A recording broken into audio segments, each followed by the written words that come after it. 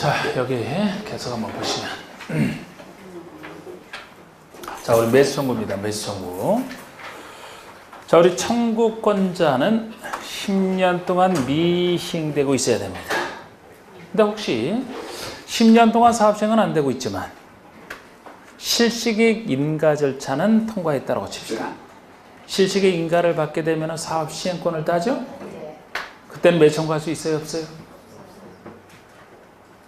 10년 미시행되고 있는데 실시객 인가는 받았다.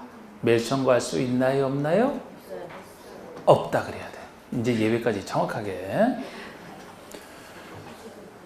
실시객 인가라면 그 사업 시행권을 따는 핵심 절차를 통과했기 때문에 여기서는 이제 이쯤 되면 사업이 진행될 것이라고 봐서 매수 청구 못한다라는 거 아셔야 되고, 이때도 지목이 대인 토지의 소유자에게만 인정하는 거죠. 지목이 대인 토지의 소유자에게 인정하는데, 이 지목이 대인 토지에 만약에 건축물이나 정착물이 있으면 요거 포함해서 매수 청구할 수 있나요? 요거는 매수 청구 못하나? 그건 포함이지. 함께 팔아야 나갈 수 있죠. 만약에 토지만 팔 수 있고 건물은 매수 청구 못한다면 어떻게 나갑니까? 지금 나가라고 있는 건데. 그래서 아까 여기에서는 실시객 인가 등의 절차 있으면 제외고, 여기서는 이제 포함이 되는 거예요. 그것도 이제 생각대로 하셔야 돼요. 생각대로. 왜 그런지. 자, 이 사람이 누구에게 매수 청구할 수 있냐? 매수 청구 상대방이면 도시군을 책임지는 특광시장원수가 당연히 특광시장원수에게 하면 돼요. 특광시장원수 하면 됩니다만, 만약에 시행자가 정해져 있다, 그러면 시행자에게 하면 돼. 법적으로 설치 관리될 의무자가 있다, 그럼 그자에게 하면 됩니다. 이때 매수 청구 받은 사람은 매수할 의무는 없어요. 매수할지 말지 매수 여부를 결정하여 청구한 사람과 특광시장원수에게 알려야 됩니다. 언제까지요? 청구를 받은 때로부터 6월 내에 매수 여부를 결정하여 통보하라. 매수하기로 한 사람은 매수 결정을 통보한 때로부터 일정 기한 내에 매수를 해야만 되죠. 언제까지 매수해야 돼요? 2년. 이게 유명한 6월 2년 얘기입니다. 6월 내에 매수 여부를 결정하여 통보하고, 매수를 한 것은 매수 결정을 통보한 때로부터 2년 내에 매수한다라는 거. 매수할 때 대금은 뭐로 지급하는 게 원칙이에요? 현금. 매수할 때 대금은 현금 지급이 원칙인데, 예외적으로 현금 대신에 채권 발행할 수 있는 경우 있죠? 그 채권 이름이 뭐예요? 도심계획시설채권. 여기서 따온 얘기잖아. 여기랑 관련된 얘기니까 도심계획시설채권이라고 합니다. 이 도심계획시설채권은 누가 언제 발행하는지가 기본이에요. 매수 의무자 중에서 누구만 발행할 수 있어요? 돈 없는 지자체만.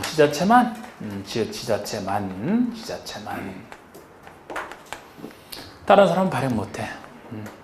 이게 도심계획시설이 다 지방에 관련된 사업이고, 지방 중에도 지방 재정 자립도 떨어지는 지자체가 너무 많아서 지자체만 발행할 수 있습니다.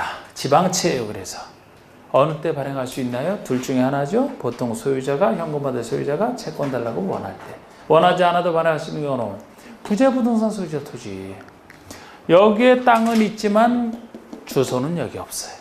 부재부동산 소유자 토지라든지 업무 목적이 아닌 비업무용으로 가지고 있는 토지라면 둘 다 법에서 투기 목적 안 좋은 땅으로 보기 때문에 이때는 원하지 않아도 발행할 수 있죠. 그 대금이 얼마 초과할 때 초과하는 금액에 대해서 3천만 원 초과 시 3천만 원 현금으로 주고, 초과금에 대해서는 원하지 않아도 발행할 수 있다. 다른 얘기도 있지만 그 정도가 핵심이에요. 그리고 매수가 안 될 때 처음부터 매수를 안 한다라든지 2년 내 매수를 해서 기다렸는데 2년이 지나도록 매수를 안 한다. 더 나빠 이때가. 그죠? 이러면 매수가 안 될 때, 매수가 안 될 때 보충 조치로서 허가받을 수 있는 것이 존재합니다. 매수 안 될 때 허가. 이쪽 허가는 구별하셔야 되지. 여기보다는 좀 더 나아야 돼요. 여기는 가설 건축물이고, 일반 건축물은 개축, 재축이 하나인다라고 되어 있는데, 여기는 일반 건축의 건축을 허가받는다 되기 때문에 건축 속에는 신축, 중축 당연히 다 들어가 있어요. 그 점에서는 조금 낫습니다. 근데 이것도 다른 것에 비하면 약하다고 했잖아요. 그래서 공작물은 당연히 여기서도 허가받을 수 있습니다만, 일반 주택과 주택 아닌 걸로 크게 항상 둘로 나누는데, 주택과 주택 아닌 것 중에서 가장 더 난 데는 작은 것. 주택 중에서는 가장 작은 게 단독주택이잖아요. 공동도 안 되고 단독주택도 좁은 의미의 단독주택을 얘기합니다. 그러니까 보통 단독에 속하는 다중 다가구 공간도 안 돼. 좁은 의미의 단독주택. 그것도 3층 이하로서 허가받을 수 있을 뿐이죠. 좁은 의미의 단독주택을 3층 이하로서.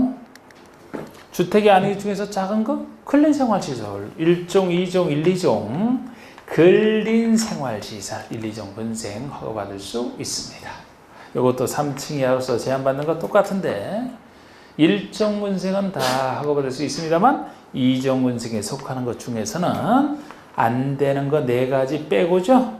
2종에 속하는 것 중에서 안 되는 것은 단란주점, 그리고 노래 연습장, 또 안마시술소, 그리고 다중생활시설은 옛 고시원, 다중생활시설은 큰 거는 당연히 안 되고 2종에 속해도 안 된다는 겁니다. 단란주점 가서 술 잔뜩 먹고 노래방 가서 노래 엄청 부르고 술 먹고 노래니까 피곤해요. 안마시술소 가서 안마 받고 다중생활시설에 가서 자는 거 안 된다 이랬던 거. 안마시술소가 안 되지 안마원은 돼요. 여러분 술 먹고 노래하시고 피곤하면 안마원 가서 피부 미용 받아요? 안마시술소 가서 피로를 풀어? 안마원은 일종이란 말이에요. 피부 미용. 안마시술소가 안 된다는 거예요. 안마원은 됩니다. 일종에 속하기 때문에. 이게 매수청구에 대한 핵심 얘기 다예요. 그러면 해제 권고제도라는 건 이것도 틀을 잘 잡아야 되는데 그건 지방의회가 권고하는 걸 얘기해요. 지방의회는 관리기 결정권자가 아니기 때문에 직접 해제는 못하죠. 항상 해제는 제가 만든 사람이 해제도 한다 그랬잖아요. 그럼 도중계획 시설 결정은 관리기 위반 결정을 통해서 정하니까 해제도 똑같은 절차를 거쳐 해제를 해야 되거든요. 그래서 지방의회는 결정권 아니라서 해제는 못하고 행정청의 해제를 권고할 수 있을 뿐입니다. 그래서 해제 권고 사유가 있으면 일단 권고 사유부터 보셔야 되는데 그림대로 10년 미시행과 관련되어 있다는 거죠. 설치할 필요성이 없다고 판단하든지 10년 미시행되고 있는 시설 결정을 발견했다. 이게 해제 권고 사유고 그 사유가 있으면 도시군을 책임지는 특광시장 운수가 그 사실을 지방의회의 회의기간 중에 보고를 해야만 됩니다. 의무적으로 보고를 하게 돼 있어요. 그럼 보고를 받은 지방의회는 해제 권고할지 말지를 판단해서 해도 되고 안 해도 돼. 만약에 하게 되면 권고서면을 특광시장원수에게 접수일부터 90일 내에 보내게 돼 있는데 그건 뭐 내부 규정 90일 내에 보내라 별거 아니고 하여튼 권고를 하게 돼 있어요. 하면 이 사람에게 보내게 돼 있습니다. 그러면 이 사람은 권고받은 때로부터 특별한 사유가 없으면 1년 내 해제를 하게 돼 있어요. 여기서 1년이 아까 90일보다는 훨씬 중요하지. 이게 너무 오랜 기간 동안 해제가 안 되면 그만큼 국민들이 괴로운 시간이 길어지니까. 1년 내 해제를 하게 돼 있거든요. 누가? 특별시장, 광역시장, 자치시, 자치도지사라면 이 사람이 결정권자죠. 이 사람이 해제란 결정을 직접 하면 돼요. 근데 시장으로는 결정권자가 아니라고 배우시잖아.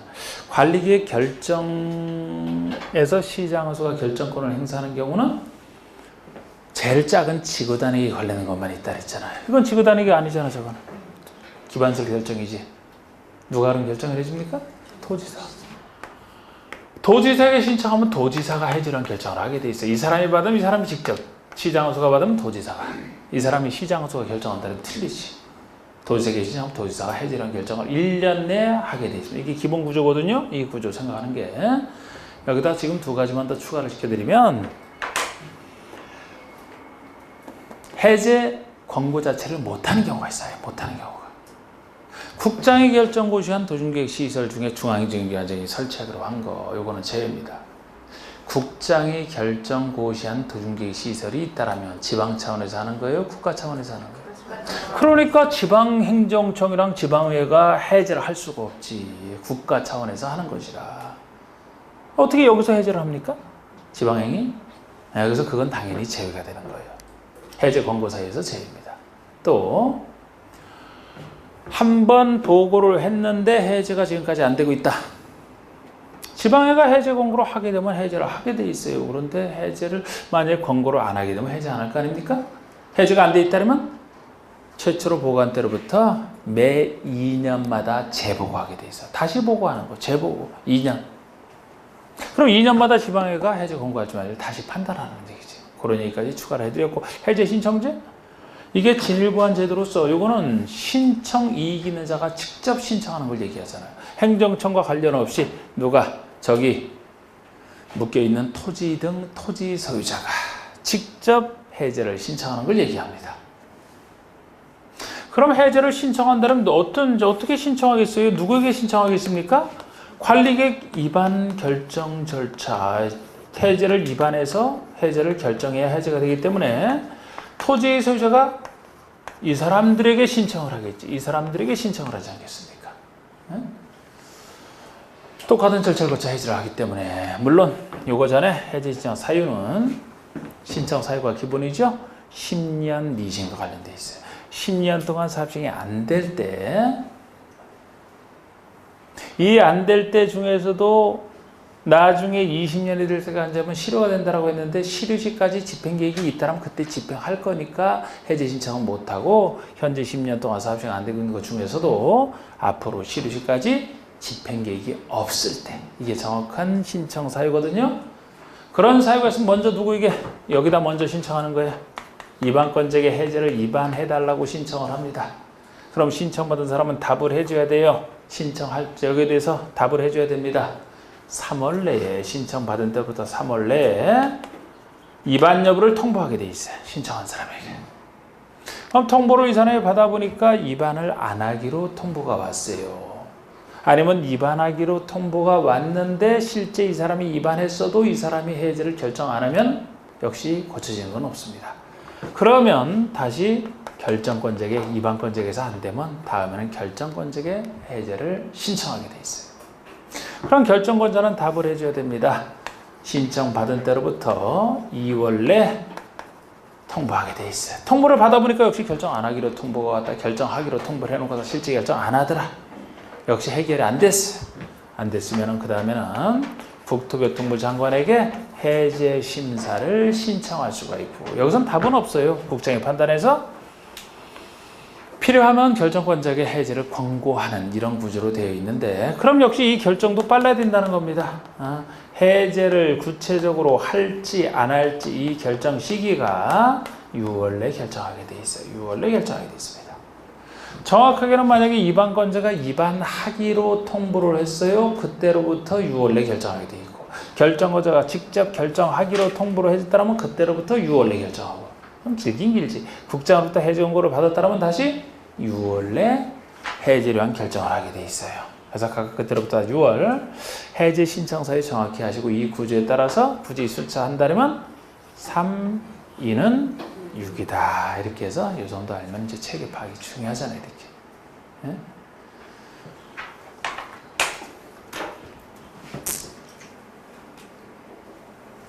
자, 일단 설명은 다 드렸고,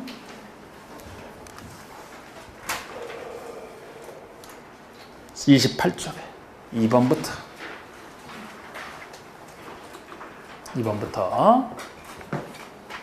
자, 도중기 시설부지의 개발행위부터 다시 한번 나갑니다. 1번 도중기 시설의 설치 장소로 결정된 것에 대해서는, 시설 부지에 대해서는 해당 도중기 시설이 아닌 건축물의 건축이나 공작물 설치에 대해서 허가 금지, 허가에서는 안 된다. 묶이는 효과죠. 묶인 상태에서 그 양거리 기본이 별표 하나짜리 정도가 된 게 2년 미싱시 그 얘기잖아요. 요건이 도중객 시설 결정 고시로부터 2년이 경과될 때까지 사업이 시행되지 아니한 시설 중에 2년에 사업 시행 안 되는 것 중에서도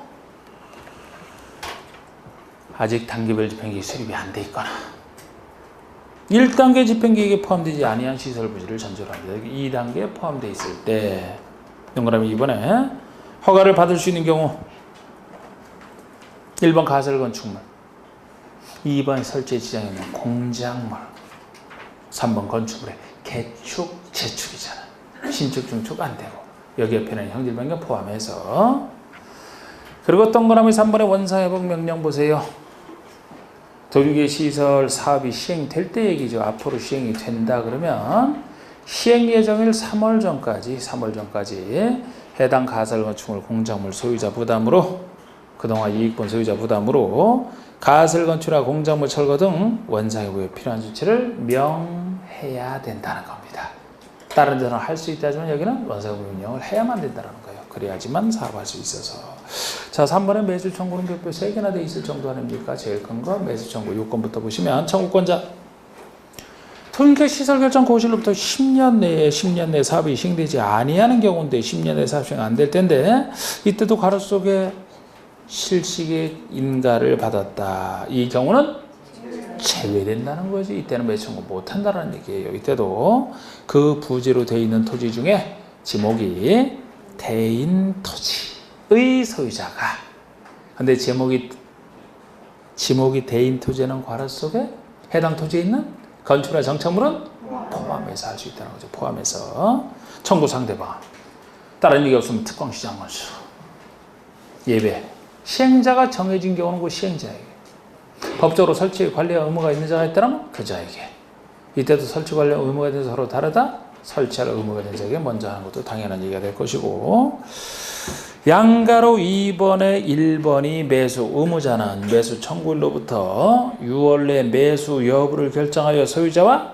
특광시장에게 알려야 된다. 6월 내에 매수 여부 결정하여 알려주고 2번 매석으로 결정한 토지는 매수 결정을 알린 때로부터 2년 내에 매수하라. 6월 2년 얘기가 되겠습니다. 그 아래 매수되지 아니한 토지에 대한 허가 매수 안 될 때 박스 단독주택이 협의 좁은 의미의 단독주택으로서 3층 이하고요. 1, 2정 군생으로서 3층 이하를 얘기합니다. 근데 2정 군생에 속하는 것 중에서는 단란주장, 노래연습장, 안마시술소, 다동생활설은 제외, 공작물까지 양가로 4번의 매수 가격 따로 안정해놨어요. 따로 안정해놓고 공익사업을 위한 토지 등의 취의 등의 보상에 관한 법률을 준용하겠다. 공토법 준용. 이게 수용사용에 대한 일반법인데 그 가격, 그 법을 준용하겠다는 겁니다. 양가로 5번에 채권 얘기가 나오죠. 도중기획시설 채권. 매수금은 현금으로 지급하는 게 원칙이나 현금 지급이 원칙이나 다음의 경우 매수 의무자가 지자체인 경우에 다른 사람 안 되고 지자체만이요. 도중기획시설 채권을 발행하여 지급할 수 있다. 두 가지. 첫 번째가 소유자가 원할 때입니다. 소유자가 원할 때인데 두 번째는 부재부동산 소유자 토지나 비업무용 토지로서 매수대금이 3천만 원을 초과할 때는 초과하는 금액에 대해서는 원하지 않아도 발행할 수 있다는 얘기가 되고 상한기간과 이율 상한기간은 최대 10년 내에서 특광시군 조례로 정합니다. 이율 1년 만기 정기금리 평균 이상 중에서 역시 조례를 정하게 돼 있어요.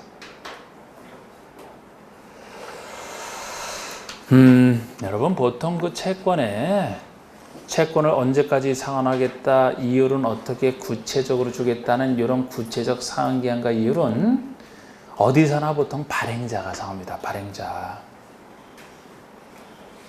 여러분들이 예를 들어 은행에 가서 돈 빌린다는 그 이율 이런 거는 누가 정해주고 그쪽 채권자가 그 발행하는 사람이 정하지 않습니까? 은행에서. 그런데 이렇게 발행자가 지자체라면 지자체를 통제하는 지자체 조례로 정하게 돼 있어요. 보통은 발행자가 정하는데 발행자가 지자체라면 지자체 조례로 정하게 돼 있다고. 상한기한 10년 내에서 이것도 10년이네 최대치가 그죠? 아까 매수성 같이 지금 10년 안 될 때 얘기잖아. 여기서 발행하는 채권도 최대치는 똑같은 10년이라고 보시면 되고 1년 만기 예금금리 이상 중에서 줍니다. 그 아래 도중계획 시설채권의 발행 절차요. 발행 절차는 이 법에 특별한 규정이 있으면 그 규정 당연히 따르고 그 규정을 제외하고는 없는 내용에 대해서는 지방재정법을 준용하겠다. 지방재정법이 지방채를 다루고 있는 지방재정법이에요. 지금 지자체라고 했잖아. 지자체가 발행하는 지방채라고 했잖아. 만약에 국가가 발행하는 국채라면은 국채법을 준용하겠죠. 그죠? 별거 아니지만 이렇게 그냥 그대로 발행자를 통해서 연결하는 겁니다. 이런 것들은. 4번의 시설 결정의 실효 도중계획 시설 결정 고시로부터 20년 내 사업 시행이 안 된다. 20년 내 안 된다. 그 다음 날 실효. 이거 실효구조. 20년 실효구조. 그리고 5번, 6번. 5번에 해제 권고제. 순서로 참 해제 권고 요건. 도중계획 시설을 그런데 벌써 여기 그런 얘기가 있잖아요. 밑줄. 국장이 결정 고시한 시설 중에 그것도 중앙행정기관이 직접 설치로 한 시설이라면 제외. 이건 국가 차원에서 하겠다는 건데 이걸 어떻게 해제 권고가 되느냐. 이건 아예 빠지는 것이고 제외고. 이러한 도중계획시설을 설치할 필요성이 없어진 경우, 필요성이 없다고 판단하든지 필요성 판단 여부와 상관없이 10년이 지날 때까지 사업 시행이 안 될 때 얘기잖아요. 10년 미시행. 그러면 그 다음에 양가로 위반 위 요건에 해당하면 특광시장 운수는 해당 지방의회 매년 해당 지방의회 정례 또는 임시기간 중에 보고해야 된다. 항상 의회는 이 회의가 열렸을 때만 열려 있는 거예요. 그래서 회의 기간 중에 보고하라는 겁니다. 또한 보고 중 보고를 했는데 해제가 안 된 시설이 있다라면 최초로 보고한 때로부터 2년마다 지방의회 보고하라. 재보고니까 다시 재자. 그냥 2년 이렇게 생각하시고 양가로 3번에 그런 보고를 받은 지방의회는 해제를 권고할 수 있는 거예요. 해제 권고할지 말지를 판단하는 겁니다. 이때 해제를 권고하는 경우에는 접수일부터 90일 내 권고 서면을 보고했던 특광시장원석이 보내라는 얘기고 양가로 4번의 해제 결정 의무 권고받은 특광시장원수는 특별한 사유가 없으면 권고받은 때로부터 1년 내에 해제를 한 관리계획을 직접 결정한 사람은 결정하고 괄호 속의 시장원수는 도지사에게 신청해서 도지사가 결정하라. 그래서 아까처럼 해석하시면 되고 1년 내에 이렇게 해야 됩니다. 그 다음에 양가로 6번 해제 신청제.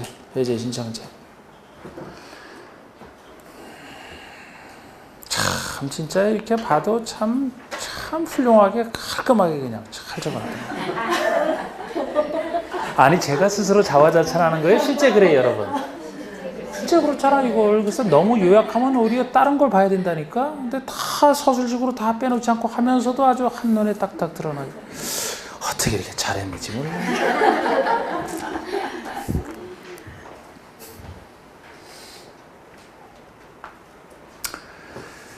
그렇지. 제가 본인이 만든 걸 보면서 참 아이고 내가 왜 이렇게 해놨지 이거 정신 없었나 이런 거 보면서 흐뭇해야지 이게 제대로 된 거예요 이게. 자 1번에 해제 신청 사유 기본입니다. 10년 미시행과 관련돼 있어요. 10년 내 사업이 시행되지 아니한 경우로서 단기별 집행계획상 시설 실효시까지 20년 까지 한데 실효시까지 집행계획이 없는 경우가 되겠습니다. 역시 순서대로 잘 보세요. 양가리 2번의 기업번 토지수자는 먼저 관리계획 위반권자에게 해제를 한 관리계획 위반을 신청할 수 있는 것이고 그럼 니은번의 위반권자는 신청을 받은 때로부터 3개월 내 위반 여부를 결정하여 소유자에게 알려야 됩니다. 3개월 내에 이때 특별한 사유가 없으면 해제를 한 관리계획을 위반해야 된다. 이런 건 다 붙어 있어요. 근데 꼭 특별한 사유를 만들어서 잘 안 하지 이 사람들이. 특별한 사유가 없으면 하라 좀 말은 그럴듯하게. 이런 건 다 붙어 있단 말이에요. 양가로 3번의 기억번 위반권자에게 신청을 한 소유자는 다음의 경우에는 관리계획 결정권자에게 해제를 신청할 수 있다. 다음의 경우가 아까 얘기했던 위반권자로부터 받아 보니까 안 될 때 그 얘기예요. 두 가지 그대로 니은번의 결정권자는 신청을 받은 때부터 2개월 내 결정 여부를 결정하여 통보하라. 2개월 이건 2개월이죠. 양가로 4번의 기업번 결정권자에게 해제 신청을 한 소유자는 다음의 경우는 국장, 다음의 경우 역시 안 될 때는 국장에게 해제 심사를 신청할 수 있고 니은번의 국장은 결정권자에게 해제를 권고할 수 있는 겁니다. 그럼 양가로 5번의 결정의 이행시기 결정의 해제 결정, 괄호 속에 해제를 하지 아니하기로 결정한 것 포함해서 해제나 해제 여부 결정은 다음 구분에 따른 날, 아까 그 각각 제가 얘기했던 그 세 때로부터 6개월 내에 이행돼야 된다. 6개월 내에 이행돼야 된다. 그래서 3위는 6 이렇게 했던 겁니다. 자, 이제 7번 들어갑니다. 이제 7번 들어가는데 여기에 도중계획 시설 사업이죠. 도중계획 시설 사업.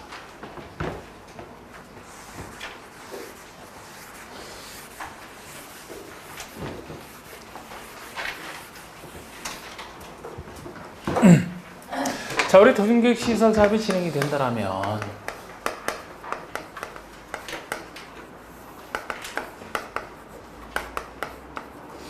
어떤 식으로 절차가 진행되는지 흐름을 정확히 잡으셔야 되는데 이것도 맨날 잡았던 것에 속합니다. 자, 우리 도중계획서를 설치할 때 뭐 예산은 한정되어 있고 이게 규모가 크다라든지 몇 년 동안에 걸쳐 해야 된다라면은 한꺼번에 못하기 때문에 사업을 어떻게 집행할지 단계별 집행계획 수립하는 게 제일 먼저 나와요. 이 단계별로 수립하는 사업 집행에 대한 계획을 얘기합니다. 단계별 집행계획 수립하는 게 나오는데 이 단계별 집행계획은 1단계, 2단계, 2단계로 나누되 이 단계를 나누는 기준은 3년을 가지고 나누고 있잖아요. 3년 내에 시행할 것은 3년 내에 시행할 것은 1단계, 3년 후에나 시행할 것은 2단계에 넣습니다. 3년을 기준으로 1단계, 2단계를 나누고 있어요. 빨리 하는 게 좋다 그랬죠? 국민 입장에서는. 그래서 우리 2단계에 속해 있는 것은 매년 검토를 해서 매년 2단계를 검토를 해서 3년 내 사업 시행이 가능하다라고 판단하게 되면은 2단계를 1단계로 바꾸는 거 충분히 환영받을 만한 일이에요. 근데 1단계를 2단계로 바꾸는 건 안 돼요. 왜? 늦춰지기 때문에 안 돼, 이거는. 국민에게 불이익하게 되기 때문에. 그리고 이러한 단계별 집행계획은 도중계획 시설을 결정한 때로부터 3월 내 수립해야 됩니다. 3월 내 수립. 이게 3월이에요, 3월. 원칙적 수립 기간입니다. 3이네 다. 근데 이건 3월이고 3년이죠, 이거는. 이것도 물론 3월 내 수립해야 되지만 뭐 정비법 등에 의해서 이 국회 법상 이게 의제되는 경우는 뭐 2년에 하는 예외도 있어요. 원칙만 놓고 볼때 괜찮아. 그리고 3월 내 수립해야 되지만 3월 내 수립을 안 했다라고 해서 실효되는 규정은 여기 관련이 없습니다. 단순한 집행계획, 예산 집행계획 하나 만들지 않았다라고 해서 이 본체가 실효되는 건 아니에요. 중요한 걸 안 할 때 실효가 된다 그랬잖아요. 이건 실효 없어요. 그리고 단계별 집행이 수립됐다 그러면 그 다음에 이 사업의 시행자가 누가 될 것이냐. 시행자 지정하는 단계. 시행자라면 주로 행정청, 여기서는 행정청이냐 비행정청이냐 이렇게 나누고 있죠. 다른 도중계획 사업은 개발사업, 정비사업은 뭐 공공, 민간 이렇게 나누지만 여기는 행정청이 아니야. 왜? 특히 도중계획 시설, 도로, 상하수도 같은 거 원칙적으로 행정청이 시행자가 되거든요. 행정청이 세금 갖고 설치 주는 거잖아, 원래는. 기반시설 부담구역이 아닌 한 행정청이 다 하잖아. 근데 행정청만 한다면 안 돼요. 행정청이 아닌 자도 기회를 줘야 헌법에 어긋나지 않습니다. 행정청, 비행청에서 나눠지는데 행정청이라면 원칙은 특광시장을 수예요. 도시군을 책임지는 사람 항상 이 사람이 자기 관할 위해서 만드는 게 원칙이란 말이죠. 그래서 특별시장, 광역시장, 자치자치도, 시장, 군수가 시행자가 됩니다. 물론 여기에 대한 예외로서 도지사나 국장이 할 수 있는 경우도 있어요. 도지사나 국장이 할 수 있는 경우도 있습니다.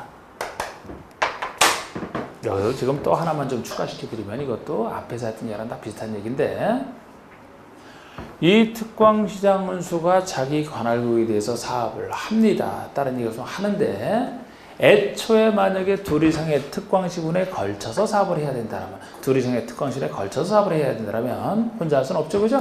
그럼 관계되는 특광시장 운수가 협의를 해서 한 사람 정해줘야 돼. 공동시행이 아니고. 앞에서 비슷하지만 약간 달라요. 제가 관리계획할 때는 둘 이상의 특광시군에 관련돼 있더라면 관련되는 사람이 공동으로 위반하거나 위반할자를 정했죠? 그런데 여기는 그건 계획이라 계획 수립만으로 끝나기 때문에 공동 위반하는 게 어떻게 보면 너무 당연한 얘기야. 그런데 이렇게 시행자처럼 일할 사람 뽑을 때는 공동 시행한다면 안 돼. 혼자 정할 수는 없으니까 협의를 해서 한 사람을 정해준다는 것이지 공동 시행과는 다른 얘기입니다. 일할 사람 뽑을 때 만약에 일할 때도 공동 시행을 한다면 나중에 일할 때마다 일 끝나고 요구하고 관련된 거 할 때마다 계속 협의가 돼야 되거든. 9번 협의가 되고 1번 협의가 안 됐다. 사업 못하는 거예요, 그럼. 그죠? 그러니까 계획서로 수립할 때랑 원리는 비슷하지만 약간 다르단 말이에요. 개발법에서도 그래요. 일 많이 할 사람 뽑을 때는 다 이런 식이야. 그냥 협의해서 한 사람을 정한다. 그런데 혹시 그 협의가 이루어지지 않는다면 누가 지정을 해줘요? 바로 뒷사람이 지정해준다. 이 논리는 다 똑같이 어디서나 똑같은 논리라고 했잖아요. 위에 사람이 지정을 해줘야지. 어떤 못 들었던 표정으로 예를 들어 도 밑에 있는 시장원수 간에 협의가 안 된다면 누가 지정을 해줘요? 도지사가 둘 이상의 시도에 걸치는데 협의가 안 돼요? 국장이. 그럼 다 똑같은 얘기지 뭐. 예전에 이 사람이 할 수 있는 경우도 있어요. 광역 관련돼 있다. 광역 중에 도 밑에 있는 시장원수랑 협의가 안 된다? 도지사가. 국가기획과 관련돼 있다? 국장이 할 수 있다. 행정청입니다 이게. 행정청이 아닌 자가 시행자가 되려면 이러한 행정청으로부터 지정받아야만 가능하다 그랬잖아. 이게 행정청의 시행자 지정이죠. 그런데 우리 행정청이 아닌 자 중에서는 각종 공공기관과 민간인 다 들어가요. 예를 들어 각종 공사도 행정청 자체는 아니잖아. 행정청은 이 사람만 얘기하니까. 근데 이들 중에서 항상 공사는 믿어주기 때문에 지정받을 때 순수 민간인, 사인, 공공기관 아니고요. 순수 민간인은 지정받기 위해서 엄청난 요건을 갖춰야 됩니다. 아무나 돼서는 안 되기 때문에 이렇게 민간인 조정 요건은 이해할 수는 있습니다만 내용이 너무 까다롭다 그랬죠? 그래서 사실상 집에 가서 발 닦고 자라 뭐 그런 식으로 얘기를 했잖아. 너무 까다로워서 이 민간인 지정받기 위한 요건 민간인 요거 한 다음에 숫자라는 거예요. 숫자라는데 이거 공공기관 바꾸면 틀리시. 면적, 국공지를 포함한 면적이지만 면적 3분의 2 이상에 해당하는 토지를 직접 소유하라는 점에서 엄청난 요건이에요. 그리고 총수 2분의 3 동의라고 하지 않았습니까? 사람 수 기준으로 2분의 3 동의는 인기 끌면 받을 수 있다라고 했지만 이거는 순수 돈 능력 아닙니까? 너무 까다로워서 문제예요. 근데 이런 식으로 똑같은 얘기하는 것이 하나 더 있죠? 나중에 개발법에서 나오잖아. 개발법에서 수용 사용 방식으로 사업을 한다. 그러면 민간인이 수용 사용하기 위해서는 갖춰야 요건이 그쪽이나 이쪽이나 너무 높아서 문제가 똑같은 거 씁니다. 거기서도. 개발법에서 민간인이 수용 사용할 때 갖출 요건.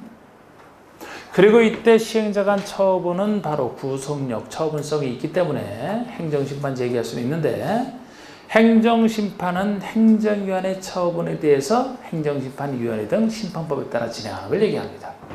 행정청이 시행자라면 행정청이기 때문에 보통의 행정심판법에 따라 제기하면 충분한데 문제는 이때요, 이때. 행정청이 아닌 시행자가 한 처분에서 행정심판을 제기해야 된다면 이 사람 시행자에게 제기한다면 틀려요. 시행자는 행정청이 아니기 때문에 행정심판은 행정청이 이자를 지정한 행정청이 제기한다 그랬잖아. 지정한 자에게. 행정청이 아닌 시행자가 한 처분에서 행정심판 제기한다면 그 자에게 제기 못해요. 그 자를 지정한 자가 행정청이라 그 자에게 하는 이런 논리도 사실 어디나 똑같은 거야. 논리가. 나중에 개발부도 잘 내지는 않지만 다른 것 때문에 잘 내지는 않지만 조합이 사업 시행을 한다? 조합이 행한 처분에 대해서 행정심판 제기한다. 그 조합에게 못해요. 조합을 지정한 자. 구역지정권 제기하는 거지. 응? 그런 식의 논리. 시행정심판까지 보셨고 그 다음에 시행자가 지정됐으면 이제 사업시행권 따야 되잖아요. 시행자가 실시계획 작성해서 이 실시계획에 대해서 인가권자 인가를 받고 인가사를 고시하면 사업시행권을 땁니다. 이제 실시계획대로 실시할 수 있다 그랬잖아요.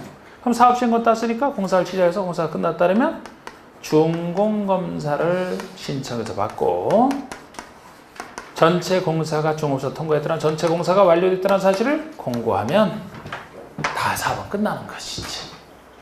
근데 여기서 제가 이렇게 쓰고 말았지만 인가권자가 궁금하신가요? 인가권자가 궁금하시다면 그냥 시도의사 대도의장 이렇게 보시면 돼. 시도의사 대도의장 이게 원칙적 인가권자입니다. 예외 국장이 있지만 뭐 이것도 굳이 한다 그러면은 앞에서 봤던 원리는 다 비슷한 거예요. 굳이 한다면 평소에 잘 안 되지만 그래서 제가 대충 하고 말지만 제가 관리계획 위반 결정에서 그 논리는 다른 법에도 영향을 미친다 그랬잖아. 예를 들어 행정청의 시행자가 등장한다? 원칙이 특광시장구수라면 실시계 인가는 시도사 대도의장급 특별시, 광역시, 자치도라면 본인이 시행 여기서도 나오고 본인이 인가도 내주고 시장군수라면 도지사가 해주는 것이죠. 같은 거죠. 예외 따로 있지만. 여기도 똑같아요. 중공검사도 이 사람이에요. 그냥 시도지사 대도시장 중공검사. 편하게 보시면 혹시 안 나오지만 나오더라도 이 원리도 똑같은 거 아닙니까? 그러면 보세요. 지금 인가권자가 특광시장은 본인이 인가를 내준다 그랬죠? 자, 특광자치자치도사가 시행정처로서 시행자로서 사업시행자가 됐다 칩시다. 그러면 자기가 실시계획 만들겠죠. 그리고 자기 인가를 받아요? 안 받겠지. 자기가 자기 인가를 왜 받아요? 그럼 인가 필요 없네? 고시만 하면 되겠네요? 그렇게 나가겠죠. 만약에 시장군수가 시행을 했다라면 도지사 인가를 받겠지. 그리고 인가한 사람이 고시하겠죠. 만약에 이렇게 행정청의 아닌 시행자가 했다? 당연히 시도지사 인가를 받고. 자기가 자기 인가 안 받는다라고. 그런 거는 다 배우셨잖아. 마찬가지로 여기도. 예? 여기 시도지사 이런 사람이 중공검사권자라 맨날 했던 거. 책에는 유학생 써주지도 않았어. 어차피 개발법이랑 다 원리 똑같기 때문에. 만약에 이런 시도지사 대도시장이 본인이 직접 시행을 했다라면 자기가 한 것에 대해서 중공검사 안 받아요. 자기가 자기 걸로 왜 받아? 공사하려고 공고만 하면 되겠죠? 그런데 만약에 이 중공검사권자가 아닌 자가 시행을 했다 그러면 중공검사권자 아까 시도지사에게 중공검사를 신청해서 중공검사 받고 그 사람이 통과했을 때 공사하려고 공고하고 이런 논리 다 똑같다 그랬잖아. 그리고 이제 시행자 보조치료를 할 거예요. 사업 시행을 할 때 이게 공공성 있는 사업이라 시행자에게 사업 시행 잘하라고 시행자 보호해주는 조치가 있어요. 그리고 이때 비용 얘기도 여기서 다룰 겁니다. 그 두 가지 추가하면 되는 거예요. 자, 한번 보시죠. 32쪽에 도심계획 시설사업 시행에서 1번 단계별 집행계획이 나옵니다. 자, 특광시장군수는 도심계획 시설에 대해서 도심계획 시설 결정 고시로부터 3개월 내에 재원조달계획 보상계획 등을 포함하는 단계별 집행계획을 수립해야 된다. 단계별 집행계획 수립 시기는 3개월이 됩니다. 물론 다만에서 2년 내 수립할 수 있는 예외가 있지만 예외는 따로 보실 분만 보시고 3개월만 기하셔도 괜찮을 것 같고 그 아래 박스 보시면 단계별 집행계획을 수립 기한 내에 수립을 안 하더라도 실효는 없다. 또 동그라미 2번처럼 원칙은 특권상사가 했지만 국장이나 도지사가 직접 위반했다면 이 사람도 단계별 집행계획 수립할 수는 있고요. 내용 보시면 1단계, 2단계 나눠지는데 3년 기준으로 나누잖아요. 3년 내에 시행하는 것은 1단계, 3년 후에나 시행하는 것은 2단계. 이때도 매년 2단계 집행계획을 검토해요. 1단계 집행계획으로 변경할 수 있어요. 이걸 바꿔서 1단계를 2단계로 바꿀 수 있다면 틀립니다. 시행자 보세요. 그 다음에 나오는 게 시행자인데 행정청과 비행정청으로 나눠져 있죠. 행정청이라면 원칙은 특광시장군수입니다. 다른 얘기가 없으면.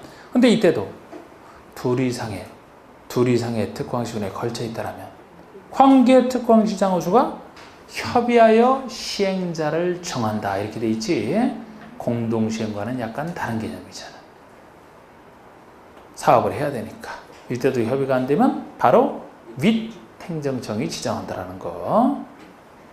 2번에 도지사가 할 수 있는 경우라면 광역과 관련된 경우. 3번에 국장이 할 수 있는 경우라면 국가계획과 관련된 경우를 얘기하고요. 방금 1번에 비행정청이라면 국장, 시도지사, 시장군수로부터 즉 행정처로부터 지정받아 가능한데 이때도 당구장 부시 민간인이 지정받고서는 엄청난 요건 면적 3분의 2상을 직접 소유하고 종수 2분의 3 동의를 받는다. 방가로 3번의 행정심판 얘기 아닙니까? 도중계획 시설사업 시행자 처분에 대해서는 행정심판법에 의해서 행정심판을 제기할 수 있어요. 있는데 행정청이 아닌 시행자 처분에 대해서는 그 시행자에게 하면 틀리지. 그 시행자가 아니고 시행자를 지정한 자가 행정청 아닙니까? 그 지정한 자에게 제기하라는 논리. 그 다음에 양가로 3번에 실시계 작성 인가 고시는 시행자가 작성은 시행자가 하고 인가는 시도지사 대도시장의 인가, 국장도 예외 있고요. 이렇게 인가권자를 표시하고 있습니다. 시행자 보호조치. 시행자에게 일정한 권한, 시행자의 권한 이렇게 생각하시면 돼요. 분할 시행권. 시행자는 대상 지역을 둘 이상으로 분할하여 사업을 시행할 수가 있다. 필요한 경우 둘 이상으로 분할할 수도 있고 무료로 필요한 서류, 열람복사, 등초본교부 청구하는데 여러분들 유료잖아. 시행자는 무료로 할 수 있다는 점 보호조치예요. 부활에 찾을 수 없다. 공시송달 규정 이용할 수도 있습니다. 공시송달 규정 이용할 수 있고, 반가로 4번이 수용사용권을 얘기하죠. 수용사용권. 여러분, 수용사용권은 공익을 위해서 상대방의 소유권을 가져온다. 수용, 사용권만 가져온다. 사용 대지로 수용 가지고 중심을 봐서 보셔도 되는데, 공법에서는 4군데에서만 수용사용권이 인정된다 그랬죠? 사익을 해서는 안 돼. 공익을 해서만 가능하기 때문에 여기를 포함한 도심계획 시설 사업을 포함한 도시 군계획 사업이 공적 개발행위 3가지. 거기다가 주택법까지입니다. 근데 주택법은 자체로 공무성은 없기 때문에 공공사업주체화법, 국민주택건설과 관련해서만 나중에 이렇게 나오는데, 넷 중에 하나예요. 지금 여기 1번의 시행자는 사업에 필요한 다음의 물건 등을 수용 또는 사용할 수 있다. 그러니까 도심계획 시설 사업이 공적인 개발행위 중에 하나이기 때문에 시행자라면 행정처든 비행정처든 모든 시행자 얘기죠. 민간인 포함해서 수용사건은 당연히 있는 겁니다. 나중에 주택법에서 공공사업 주체만 이런 식으로 자체로 공무성이 없어서 그러죠. 여기는 시행자의 권한입니다. 근데 이것과 구별하실 게 2번이에요. 2번은 인접토지에 대한 일시사용권. 그래서 시행자는 사업 시행을 해서 특히 필요시에는 도중계획 시설에 인접한 토지 등이나 그 토지에 대한 소유권 외의 권리를 일시 사용할 수 있지. 괄호 속에 인접 중에는 수용이 인정되지 않음을 주의하라. 아까 1번의 수용 사용이 다 된다는 것은 도중계획 시설에 필요한 토지 얘기고, 요거는 필요한 토지 자체가 아니고 필요한 토지에 옆에 붙어있는 인접지라는 거죠. 필요한 토지에 사업할 때 잠깐 쓰면 된다 그랬잖아요. 이거는 직접 필요한 땅이 아닌데 왜 수용을 합니까? 수용이면 과잉이지. 인접지는 일시 사용, 그것도 공사할 동안에 일시 사용만 하면 된다 이렇게 보시면 돼요. 구별하시고, 통과하면 3번처럼 이 법에 특별한 규정이 있으면 그거를 따르고, 특별한 규정이 항상 없을 때는, 없는 내용에 대해서는 공토법을 준용하겠지요. 공토법을 준용하는데 2가지 특례가 우리 공법에 나오는 수용사용 4군데 수용사용에서 다 인정하는 2가지 특례가 되겠습니다. 첫 번째, 사업인정고시 받은 것으로 본다 그 얘기죠. 여기라면 실시계 고시가 있는데 공토법에 한 사업인정 및 고시 있는 것으로 본다. 원래 공토법에서는 수용사용을 하기 위해서는 그쪽 법에서 정하고 있는 공익사업임을 인정받아야 되는 게 사업인정 얘기입니다. 근데 공법에서는 이거 다 특례가 있어서 받을 필요 없어요. 받은 것으로 보니까.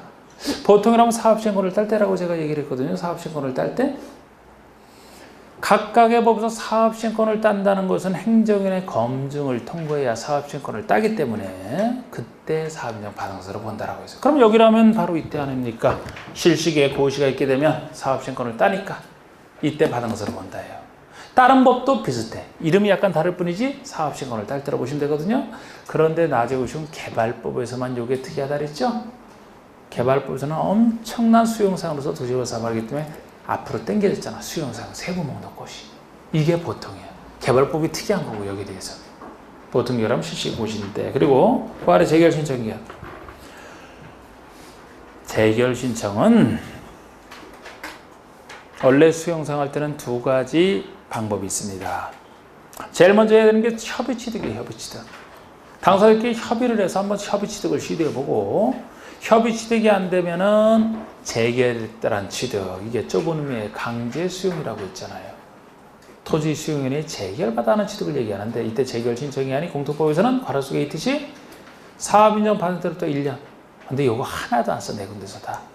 1년 하나도 안 쓰고 여기에 불구하고 실식에서 정하고 있는 사업 시행기간 내만 하면 된다. 사업 시행기간을 6년으로 정해놨다면 6년 동안에만 재결 신청하면 된다는 얘기예요. 이거는 4군데 다 공통점입니다. 사업 시행기간 내에 하면 된다. 이게 수용사항에 대한 얘기예요. 네 군데서 다릅니다. 방금 5번에 국공유지 처분 제한 그래서 사유지도 이 사업에 필요하면 수용되는 판인데 국가나 지자체가 가지고 있는 국유지나 공유지가 이 사업에 필요하면 이 사업에 쓸 수 있어야 된다는 거예요. 쓰게 만드는 장치입니다. 그래서 시행자 보호주로 볼 수도 있어요. 자, 5번에 도중계획 시설 사업에 필요한 국공유지나 사업에 필요한 국공유지는 그 해당 관리기구로 정해진 목적대로 써야 되기 때문에 그 목적 외의 다른 목적으로 매각하거나 양도할 수 없다는 거예요. 그런데 항상 정신없는 행정청은 있죠? 만약에 위반을 했다. 내가 양도 못한다고 했는데 매각하고 소유권이 다 넘겨줬어요. 위반했어요. 효력은 무효, 당연 무효가 돼요. 당연 무효가 되면은 시행자는 그 사업에 꼭 쓸 수 있게 되겠죠. 그 점에서 보수가 되는 겁니다. 그리고 양가 5번에 공사완료 공고 이렇게 해놨잖아. 공사완료 공고. 그냥 이 이름만 적어놨어요. 그냥 바로 이걸 얘기하는 거죠. 중공사 공사완료 공고 등 얘기합니다. 그럼 이제 다 끝났는데 그럼 사업할 때 6번에 나와 있는 것이 비용부담 얘기예요. 비용부담 얘기인데 자, 우리 사업할 때 비용은 누가 내는 게 원칙이라고 했습니까? 시행자가 어디서나 그래. 여기뿐만 아니고 어디서나 시행자가 내는 게 원칙이 돼. 시행자가 내야 된답니다. 그런데 열심히 일을 했더니만 열심히 자기 비용으로 시행자가 열심히 일을 했더니만 이익을 받는 지자체가 있어요. 이익은 다른 사람이 받을 수도 있는데 특히 지자체가 이익을 받는 지자체가 있다라면은 내가 열심히 일했는데 당신이 이익을 받으니까 원래 내가 내야 될 돈이지만 이 비용의 일부를 당신이 좀 내면 안 되겠느냐. 이게 비용부담 얘기입니다. 비용부담 얘기인데 비용부담에서 항상 세 가지만 주의하시면 돼요. 비용부담을 시킨다. 누가 비용부담을 시키느냐. 행정청인 시행자만 비용부담 시킬 수 있다. 비행정청은 안 돼요. 안 돼. 이거는 행정청에 유리한 규정이에요? 비행정청에 유리한 규정이에요? 행정청에 유리하지. 이렇게 행정청에 유리한 규정은 공법에 많다 그랬죠, 제가? 여러분들이 비행정청에서 시행자가 됐다면 아무리 이익을 엄청 많이 받는 지자체가 있어도 그자에게 비용부담 못 시켜. 본인이 다 내야 돼. 이익을 받는 지자체에게 비용부담 누가 시키느냐? 행정청인 시행자만 비용부담을 시킬 수 있어요. 첫 번째. 두 번째는 비용부담 시켜도 일부야, 일부. 본인이 원래 내야 된다니까요. 전부는 안 돼. 그래서 일부를 부담시키고 일부가 거의 반 정도까지가 되겠습니다. 세 번째는 쉬워요. 쉬운 얘기야. 쉬운 얘기인데 살짝 변형만 시켜야지.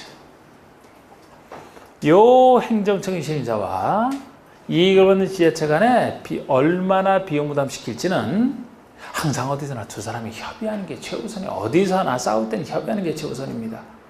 근데 협의가 안 되면 누가 정해줄 것이냐 하는 문제가 생기는데 역시 누가 정해줘야 되겠어요? 윗사람이 정해줘야 되겠죠?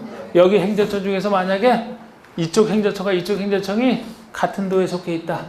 즉 둘이 정해 시군에 걸쳐 있다. 같은 도 내에서 이쪽 행정청과 이쪽 행정청이 같은 도에 속해 있다. 누가 정해주면 되겠습니까? 협의가 안 되면 도지사지 도지사지 항상.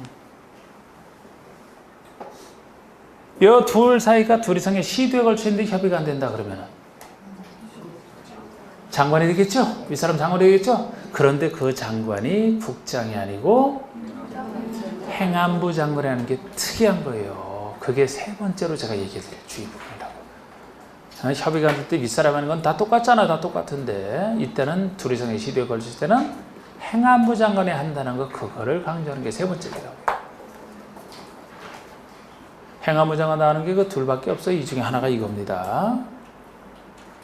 그것만 주의하시면 돼요. 자, 그러면 시행자 부담의 원칙입니다. 이건 당연한 원칙이에요. 국가가 시행을 한다, 행한다, 국가 예산에서. 지자체가 행한다, 지자체가. 행정청이 아닌 자가 행한다, 그 자가 부담함이 원칙이다. 그런데 이제 2번이 바로 비용부담 얘기거든요. 이것도 수익자로서 지자체가 비용부담하는 걸 얘기하는데 1번의 행정청의 시행자가 일부를 부담시킨다. 국장, 시도지사, 시장문수는 그가 시행한 사업으로 누가 시행했다는 거예요? 행정청이 시행을 했다는 것이죠? 행정청이 시행한 사업으로 현저히 이익을 받는 다른 지자체가 있으면 그 비용의 일부를 부담시켜 주다. 그러니까 행정청이 시행자만 비용 부담시키지 행정청이 아닌 시행자는 비용 부담 못 시키다는 거. 그리고 일부를 자, 부담의 결정을 보세요.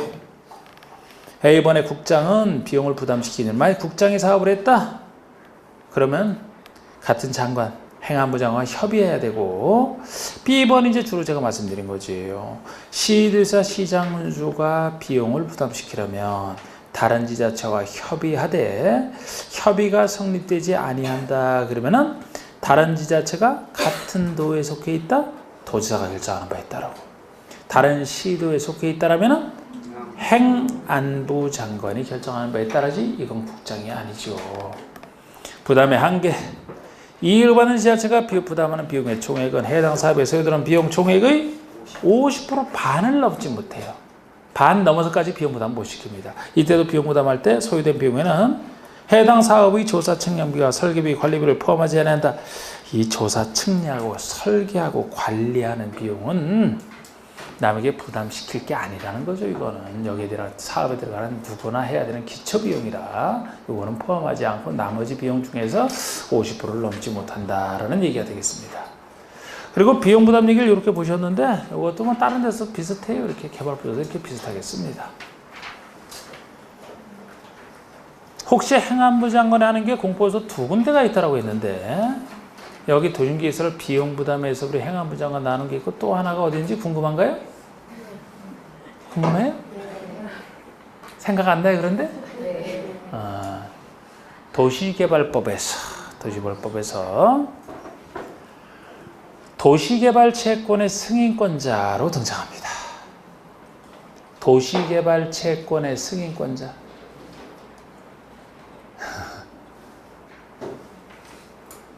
나중에 나와요, 나중에 거기서. 나중에도 정리할 게 많아요. 나중에 이제 이기자 이렇게 해서 이론이 돼가면서 뒤에 갈수록 이제 그런 정리가 또 이루어지는 거예요. 쉬세요.